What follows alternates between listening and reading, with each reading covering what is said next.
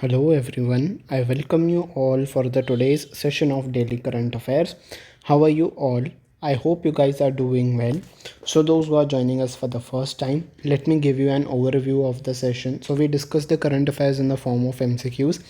आपके स्क्रीन के ऊपर एक क्वेश्चन आता है, then after discussing the answer about for that question उसके रिलेटेड जो भी इंपॉर्टेंट पॉइंट्स होते हैं हम उसको डिस्कस करते हैं अपने अगले स्लाइड में. Let me show this to you. तो ऐसे कुछ इंपॉर्टेंट पॉइंट्स होते हैं. देन मैंने आपके लिए हेडलाइन पॉइंट भी इंक्लूड कर दिया है ताकि at the end of the session हम इस पॉइंट को एज अ रिविज़न पॉइंट लेंगे. तो पूरा सेशन ख़त्म होने के बाद सिर्फ हम इस पॉइंट को पढ़ के एक बार रिविज़न भी करते जाएंगे और ऐसे इंपॉर्टेंट पॉइंट्स को हम आफ्टर एवरी न्यूज़ डिस्कस करते हुए भी चलेंगे ताकि उन बच्चों को, उन एस्पिरेंट्स को भी हेल्प हो जो कि आंसर राइटिंग करने वाले हैं, जैसे कि स्टेट PCS एग्ज़ाम हो गया, UPSC एग्ज़ाम हो गया. ठीक है.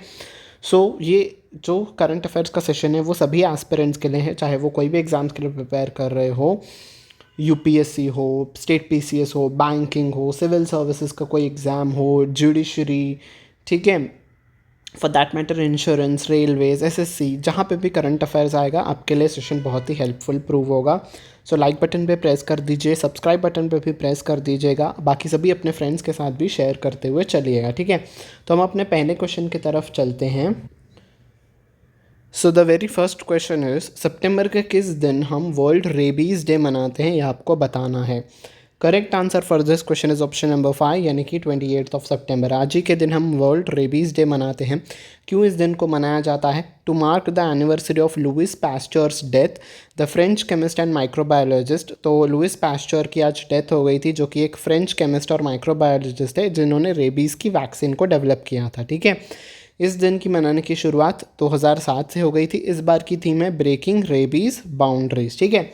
रेबीज़ आपकी एक ऐसी डिसीज़ है जो कि जब कोई रेबीज़ से इन्फेक्टेड डॉग जब आपको काटता है तो तब आपको रेबीज़ हो जाती है. ठीक है. तो बस यही कुछ इन्फॉर्मेशन थी इसके रिलेटेड. तो थीम याद करते हुए चलिएगा. ठीक है. सितंबर के किस दिन हम international day for universal access to information मनाते हैं? Correct answer for this question is option number 4, 28. तो 28 सितंबर यानी कि आज ही के दिन हम international day for universal access to information भी सेलिब्रेट कर रहे हैं. ठीक है. इस बार की थीम क्या है? Mainstreaming access to information and participation in the public sector. ठीक है.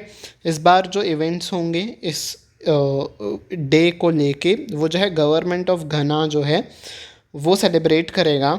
ठीक है. I hope this news is clear to you. Next एक न्यूज़ आ रही है अरुंधति रॉय से रिलेटेड. तो उन्होंने जो है अपना पहला मेमोयर इज़ जो उनके साथ जीवन में घटनाएं घटी हैं उसको याद करते हुए जब कोई इंसान उसको किताब के फॉर्म में लिखता है, that is called as memoir. ठीक है. तो उन्होंने अपना पहला मेमोयर लिख दिया है जिनका नाम है मदर मेरी कम्स टू मी, और वो रिलीज़ होगा सितंबर 2025 में. ठीक है. अगले साल रिलीज़ होगा. इसको पब्लिश कौन करेगा? Penguin random house. ठीक है. तो ये पब्लिशर का भी नाम आप याद रखिएगा बिकॉज ये भी आपसे पूछा जा सकता है. ठीक है. Next question, which award did Keki and Daruwala return in October 2015 in a protest against the Sahitya Akademi silence on violence against the authors. तो जो वायलेंस हो रहा था ऑथर के ऊपर, तो साहित्य अकेडमी ने उसके ऊपर कुछ एक्शन नहीं लिया था. उसके चलते केकी दारूवाला जी ने कौन सा अवार्ड जो है वो वापस दे दिया था अक्टूबर 2015 में? Correct answer is option number B, Sahitya Akademi award उन्होंने वापस दे दिया था. ठीक है. इंपॉर्टेंट पॉइंट्स को देख लेते हैं. केकी दारूवाला जो हैं वो इंग्लिश पोएट हैं और IPS ऑफिसर भी हैं. वो उन्होंने अपनी पहली किताब लिखी थी जिसका नाम है अंडर ओरियन, 1970 में उन्होंने लिखा था. उनको साहित्य अकेडमी अवार्ड 1984 में मिला था. किस किताब के लिए? The keeper of the dead. ठीक है. उनकी ये बुक याद रख लेना जिसके लिए उनको साहित्य अकेडमी अवार्ड मिला था. उन्होंने इस अवार्ड को वापस दे दिया था 2015 में, जैसे कि हमने इस क्वेश्चन में डिस्कस किया. अब वो नहीं रहे हैं. ठीक है. ये एक सैड डिमाइज़ है. तो एट द एज ऑफ 87 उनकी जो है डेथ हो चुकी है. ठीक है जी. I hope this news is clear to you. अगले क्वेश्चन की तरफ आते हैं. What position did India secure in the world talent ranking 2024? तो वर्ल्ड टैलेंट रैंकिंग 2024 में इंडिया की क्या पोजीशन रही ये आपको बताना है. Correct answer for this question is option number C, 58. तो इंडिया जो है 58th पोजीशन पे रहा. ठीक है. तो स्विट्ज़रलैंड ने इस रैंकिंग में पहला पायदान हासिल किया, सेकंड पे था सिंगापुर, थर्ड पे था लग्जमबर्ग। तो टॉप 3 और इंडिया का रैंकिंग आपको याद रखना है। इंडिया का जो रैंकिंग है वो ड्रॉप हो गया है, इस बार 58th आ गया है ग्लोबली आउट ऑफ 67 इकोनॉमीज़ में। तो 67 में से इंडिया का रैंक 58th है, जो कि बहुत ही निराशाजनक है, but that's fine. India's ranking 2023 was 56th, 2023 में 56 पोजीशन पे था, 52nd था 2022 में। वो घटते घटते अब 2024 में 58 पे आ चुकी हैं, ठीक है। ओके, अगला question, which network has India joined as a member of 15 members chairing committee. तो इंडिया ने किस कमेटी, किस ऑर्गेनाइजेशन के मेंबर के तौर पे ज्वाइन किया है, आपको बताना है। Yes, correct answer is option number B, global operation network of anti corruption law enforcement authorities. तो इस ऑर्गेनाइजेशन के 15th मेंबर के तौर पे इंडिया ने ज्वाइन किया है। और ये जो है कि इनिशिएटिव है G20 कंट्रीज़ का। और इंडिया में से कौन रिप्रेजेंट करेगा हमें, इंडिया को कौन रिप्रेजेंट करेगा इस ऑर्गेनाइजेशन में, जो होम मिनिस्ट्रीज़ हैं, होम अफेयर्स के जो मिनिस्टर हैं अमित शाह, और होम मिनिस्ट्री जो पूरा डिपार्टमेंट है वो हमें रिप्रेजेंट करेगा इंडिया को इस ऑर्गेनाइजेशन में, ठीक है। I hope this news is clear to you. Next, which country will host world telecommunication standardisation assembly 2024। तो जो वर्ल्ड टेलीकम्युनिकेशन स्टैंडर्डाइजेशन असेंबली 2024 में होगा वो कौन सा कंट्री होस्ट करेगा, ये आपको बताना है। Correct answer for this question is option number C, यानी कि इंडिया इसको होस्ट करने वाला है। पहली बार इंडिया इस असेंबली को होस्ट करेगा। और ये कब से कब तक होगा, 14 से 24 अक्टूबर तक होगा। WTSA is a conference that sets the direction for ITU, international telecommunication union के लिए जो है WTSA डायरेक्शंस को सेट करता है, ठीक है। I hope this news is clear to you.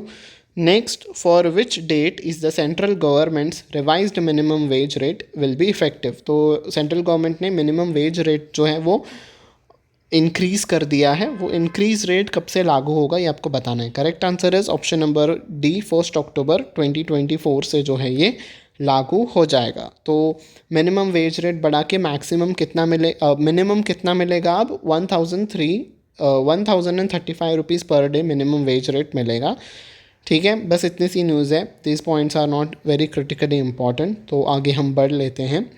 Next question is, Shigeru Ishiba is set to become the next prime minister of which country. तो शिगेरू इशिबा किस कंट्री के प्राइम मिनिस्टर बनने वाले हैं ये आपको बताना है।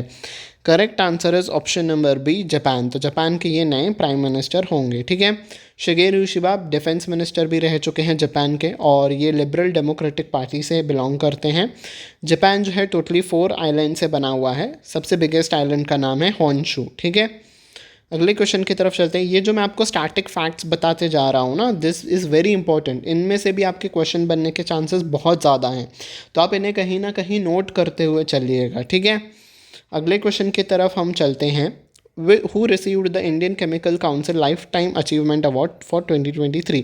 तो Indian chemical council life time achievement award किन्होंने जीता है आपको बताना है, ठीक है। Correct answer is option number C, Deepak Mehta, ठीक है। दीपक मेहता जी को इस अवार्ड से सम्मानित किया गया है 2023 के लिए। नेक्स्ट, स्पोर्ट्स के जगत से न्यूज़ आ रही है। Which IPL team will Devin Bravo join as a mentor after his retirement. तो डेविन ब्रावो ने अपना रिटायरमेंट दे दिया है। वो वेस्ट इंडीज़ को रिप्रेजेंट करते थे इंटरनेशनल क्रिकेट में, ऑलराउंडर हैं वो, और इन्होंने अपना रिटायरमेंट अनाउंस कर दिया है। अब ये किस टीम के मेंटर के तौर पे IPL में एज अ मेंटर आएंगे, किस टीम को ये जो है कोच करेंगे। Correct answer is option number C, Kolkata Knight Riders के ये मेंटर होंगे, ठीक है। KKR के ये बनेंगे मेंटर, ठीक है जी। So before we end this session, हम एक बार पूरे सेशन का रिवीजन कर लेते हैं कि हमने आज क्या कुछ पढ़ा है, ठीक है। तो अभी हमने पढ़ा डेविन ब्रावो जो हैं वो ज्वाइन करेंगे KKR को एज अ मेंटर, और Indian council chemical life time achievement award Deepak C Mehta ji ने जीता है। शिगेरू इशिबा जो हैं जापान के नए प्राइम मिनिस्टर बनेंगे, ठीक है जी। और मिनिमम वेज बढ़ा के जो है 1034 पर डे कर दिया गया है, और ये 1 अक्टूबर से लागू हो जाएगा। एंड इंडिया जो है वो पहली बार होस्ट करने जा रहा है WTSA का असेंबली, ठीक है, for the first time in history. WTSA stands for world telecommunication standardisation assembly, ठीक है। पहली बार इंडिया इसको होस्ट करने वाला है। इंडिया ने ज्वाइन किया है as a 15th member for global anti corruption alliance, ठीक है जी। Next, India drops 58th position in world talent ranking 2024। तो वर्ल्ड टैलेंट रैंकिंग में इंडिया का जो है वो रैंक ड्रॉप होकर 58 पोजीशन पे आ गया है। फर्स्ट पोजीशन पे है सिंगापुर, और फर्स्ट पोजीशन पे है स्विट्ज़रलैंड, सेकंड पे है सिंगापुर, थर्ड पे है लग्जमबर्ग। ठीक है। और KKN दारूवाला जी ने जो है उनका निधन हो गया है एट द एज ऑफ 87, जो कि एक रेनाउंड पोएट हैं और IPS ऑफिसर भी रह चुके हैं।